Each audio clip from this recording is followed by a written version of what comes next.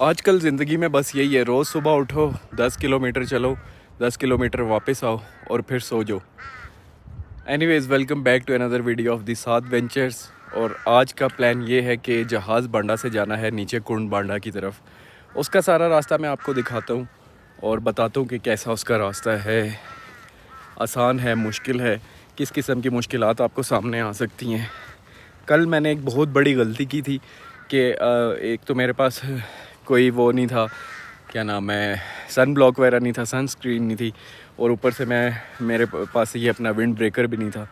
तो मेरी गर्दन ना कल पूरी की पूरी बर्न होगी और मुझे इस टाइम उसमें बहुत ज़्यादा जलन हो रही है। तो ये गलती आपने बिल्कुल भी नहीं करनी। जब भी ट्रैकिंग पे निकले, यहाँ पे धूप बहुत तेज़ होती है, वो आपकी स्किन को ना जला देती है। निकलें ट्रैकिंग पे तो अपने साथ कोई कपड़ा, सन ब्लॉक और सन स्क्रीन, इस तरह की कोई ना कोई चीज़ मस्ट होनी चाहिए। खैर, अब ट्रैक शुरू करते हैं। मेरे पीछे जो आप देख रहे हैं ये है सारा जहाज़ बांडा, और ये जहाँ पे हम कल गए थे किटोरा लेक की तरफ, वो बैक साइड पे एक ये ग्लेशियर आ रहा है, इसके नीचे है कुंड बांडा जिसका रास्ता यहाँ से जाता है। तो बस चलते हैं आराम आराम से। स्टार्ट में ही ना ट्रैक के आपको बहुत ज़्यादा स्टीप उतराई मिलती है, जो कि बहुत ही ज़्यादा स्टीप है। और अगर आपको नज़र आ रहा हो कैमरे में, मैं आपको जूम करके दिखाता हूँ, ये है कुंड बांडा, जो लग तो बहुत करीब रहा है बट इतना करीब है नहीं। शुरू में ही ना रास्ता बहुत ज़्यादा डिफ़िकल्ट है और टेक्निकल भी है, तो आपने बहुत ध्यान से आना है अगर आएँ तो। और हाइकिंग स्टिक होना मस्ट है, क्योंकि ये आपको बहुत हेल्प करती है। देख रहे हैं, देखिए इस तरह के पैचेस हैं यार। चलते हैं, टाइम ऑलरेडी बहुत वेस्ट हो चुका है। ट्रैक के रास्ते में कोई 30% आपको ट्रीज़ भी मिल जाते हैं, तो मतलब शेड वगैरह आपको मिल ही जाता है, लेकिन वो कोई इतना ज़्यादा नहीं है। और फिर थोड़ा सा ही नीचे आते आपको नज़र आती है पहली वाटरफॉल, जो कि मैं आपको थोड़ा सा आगे जाके दिखाता हूँ। ट्रैकिंग करते हुए अगर आपको इस तरह के सीन्स मिलते रहे तो रास्ते के मुश्किल होने की परवाह नहीं रहती और आप आगे बढ़ते चले जाते हो। कुंड बांडा का ये ट्रैक भी इन्हीं रिफ्रेशिंग सीन से भरा पड़ा है। यहाँ पे कोई बंदा ट्री हाउस बना रहा है, आने वाले दिनों में ये कंप्लीट हुआ होगा, फिर आप इसमें भी स्टे कर सकेंगे, सामने से आपके वाटरफॉल होगी। बट अफसोस की बात ये है कि ये ट्री हाउस दरख्तों को काट के ही बनाया गया है। अरे, और लकड़ी यहाँ पे कहाँ से आनी थी, दरख्तों को ही काट के बनाना था। पहुँच गया हूँ मैं नीचे, और अब क्रॉस करना है ये लकड़ी का फटा जिससे उस तरफ जाएंगे। लग तो ये मजबूत रहा है।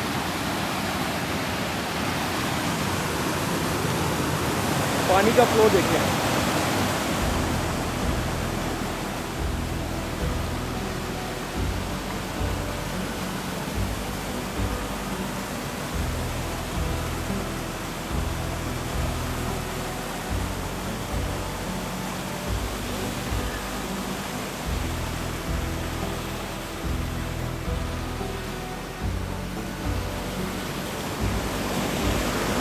माशाल्लाह माशाल्लाह माशाल्लाह, बहुत खूबसूरत नज़ारा है। अभी आगे से और अच्छा आएगा।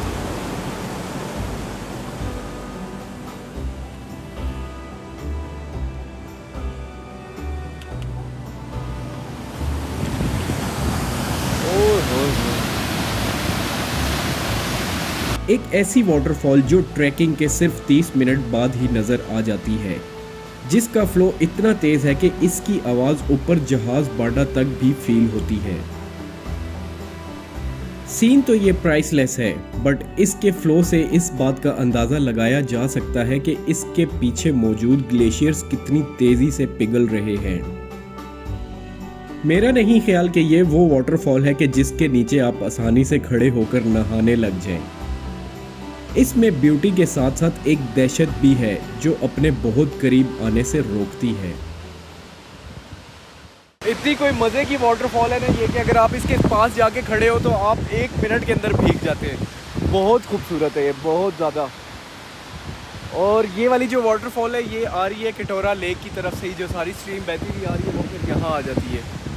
तो इस वाटरफॉल के सामने ही बिल्कुल है कुंड बांडा। तो अब ऊपर चलते हैं, लेकिन यार इस वाटरफॉल की क्या ही बात है। और फिर 5 मिनट की हाइक के बाद आपको नजर आता है कुंड बांडा। एक ऐसी मेडो जिसके एक तरफ घने दरख्त, दूसरी तरफ पहाड़ और बीच में बल खाती ये नदी। जानवरों के लिए परफेक्ट मंचिंग स्पॉट, जहां पे उनका लेस ह्यूमन अट्रैक्शन होता है और वो सुकून से इधर उधर भाग दौड़ सकते हैं। हाँ ठीक है, यहाँ पे कुछ हट्स और कैंपिंग सेटअप्स बने हुए हैं, बट उनकी तादाद इतनी ज़्यादा नहीं है कि वो आंखों को चुभ रहे हों। इस तरह की मेडोज में होने ही टेम्परेरी सेटअप्स चाहिए। कैंपिंग जिनमें से best mode of enjoying nature है। बाकी वो कंक्रीट के और लॉग के स्ट्रक्चर्स इस सीन में जितना भी ब्लेंड होना चाहे नहीं हो सकते। उस तरह की कंस्ट्रक्शन का यहाँ होना सिर्फ इसी वजह से है कि यहाँ एक्सेसिबिलिटी इतनी आसान नहीं है। फैमिलीज और बच्चों का यहाँ आना मुश्किल हो जाता है। हमेशा से सुनते आए हैं, जहाँ पानी है वहाँ ही लाइफ है।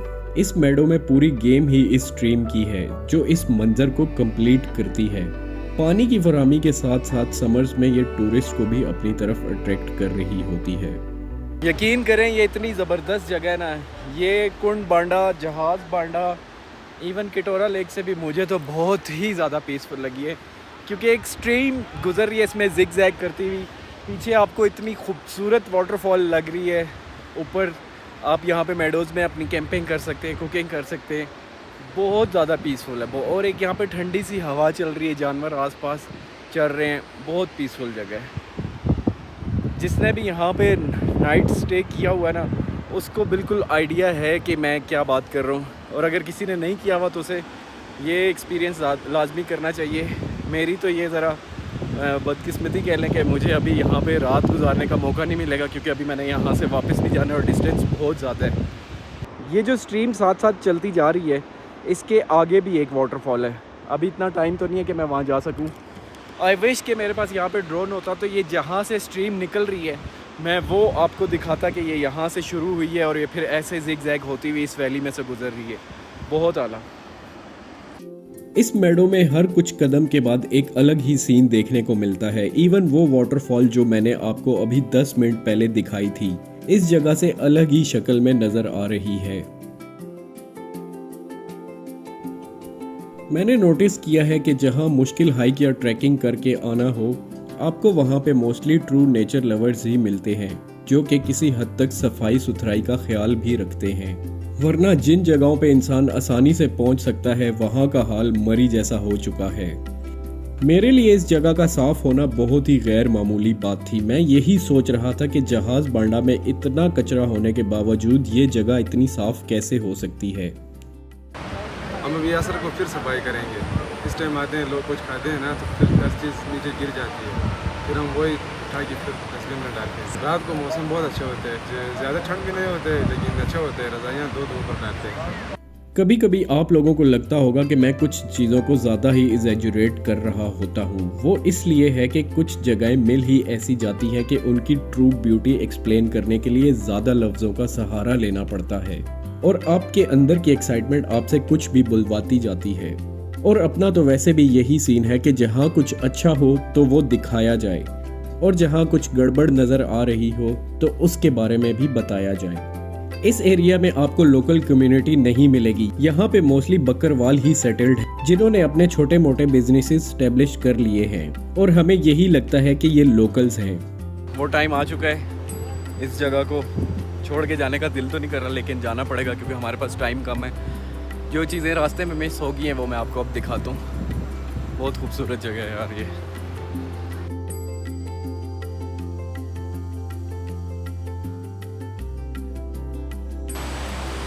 हालत टाइट हो जाती है बंदे की।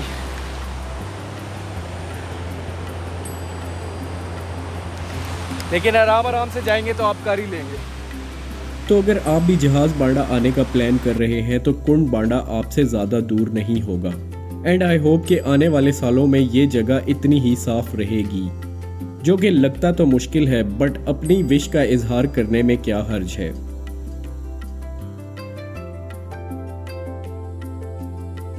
यहाँ उतरना जितना मुश्किल है, वापस ऊपर चढ़ना उतना ही हार्ड, स्पेशली जब सूरज आपके सिर के ऊपर चढ़ा हुआ हो।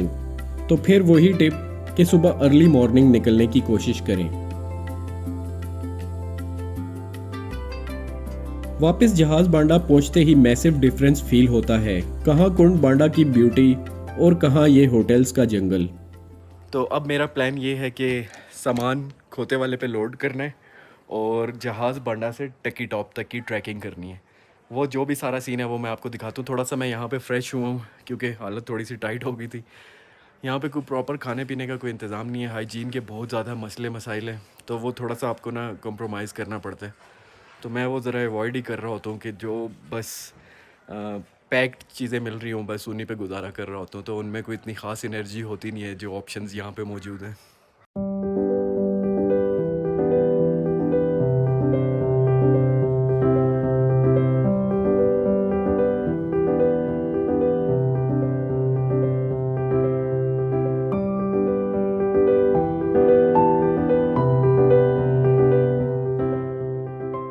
कुछ देर इंतज़ार करने के बाद एक पोर्टर मिला जिसके साथ ऑलरेडी काफ़ी ज़्यादा वेट था और मुझे भी मजबूरन इसी के ऊपर अपना बैग लादना पड़ा। इसके मालिक का यही कहना था कि जानवर अल्लाह ने बनाए ही इसीलिए हैं। मुझे लगता है कि हम इंसान इस बात की आड़ में जानवरों पे कुछ ज़्यादा ही जुल्म कर जाते हैं। फाइनली जी बस अब चलते हैं, सब हो गया।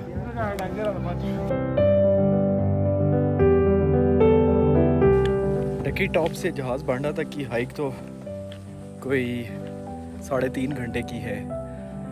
वापसी में देखते हैं ये टाइम कितना लगता है। मैंने एग्जैक्टली हाइक स्टार्ट की थी 12:30 बजे, तो अब देखता हूँ नीचे जाके कितना टाइम लगता है और फिर आपको बताता हूँ।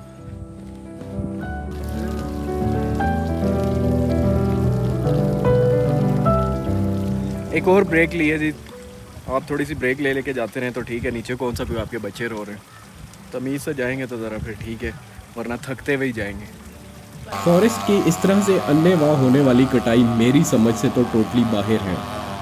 और ये चेक करें ज़रा किस तरह मजलूम गधों पर इतना वजनी सरिया ऊपर पहुंचाया जा रहा है, जिससे अनकरीब एक और होटल तैयार होगा। शायद इन्हीं चीज़ों का रिवेंज नेचर आज हमसे ले रही है, लेकिन हम इसको कोई और नाम देकर नज़रअंदाज कर देते हैं। उतरते वक्त जब आपको गंदगी नज़र आने लग जाए तो आप समझ जाएं कि आप टकी टॉप पहुंच गए हैं।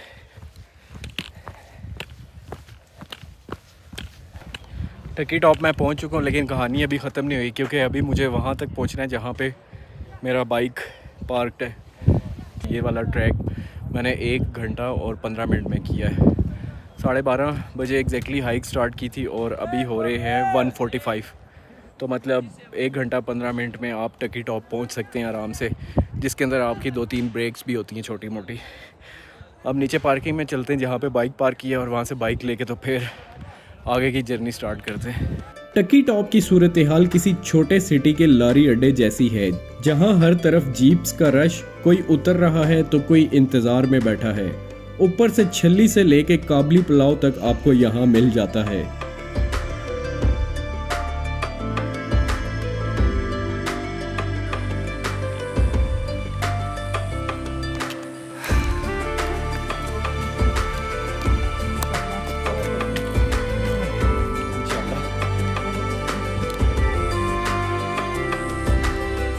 आते हुए तो इस रास्ते से मैं जीप पे आया था। अगर वो व्लॉग आपने नहीं देखा तो वो जाके देखें, आपको आइडिया होगा कि मैं बाइक आधे रास्ते तक लेके गया था, लेकिन फिर बाइक मुझे नीचे छोड़ना पड़ा। बड़ा अच्छा हो गया था कि जीप मिल गई थी क्योंकि ये रास्ता बहुत ज़्यादा मुश्किल है।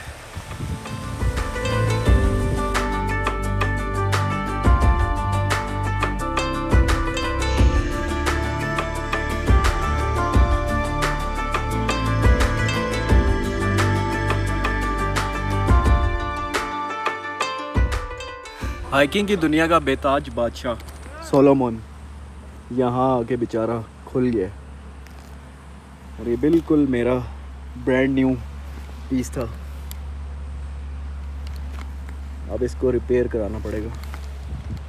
4-5 दिन में जो एडवेंचर किए हैं ना, इतनी ज़्यादा ट्रैकिंग, पानी, ये वो, तो ये हाल तो होना था।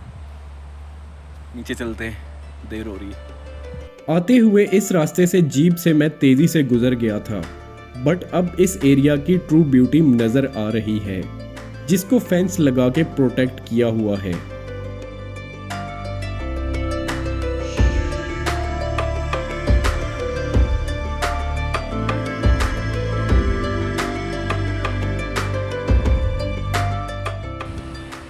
वो वहाँ जाना है, वो है जी टकी टॉप और हम हैं अभी ये यहाँ। रास्ता बहुत ही लंबा हो गया। बैग यहीं उतारना है, बैग। ओके जी, टकी टॉप से नीचे जो पार्किंग है वहाँ पे मैं पहुँचा हूँ। यहाँ तक पहुँचने में मुझे कोई 45 मिनट लगे हैं और अब यहाँ से मेरी जर्नी का आगे स्टार्ट होगा टूवर्ड्स इस्लामाबाद की तरफ। वो मैं आपको सारा दिखाता रहूँगा। आई होप आपको आज का व्लॉग अच्छा लगा हो तो लाइक एंड सब्सक्राइब मस्ट कीजिएगा, क्योंकि बहुत ज़्यादा हालत टाइट हो गई है। यहाँ से चलते हैं बस अब आगे।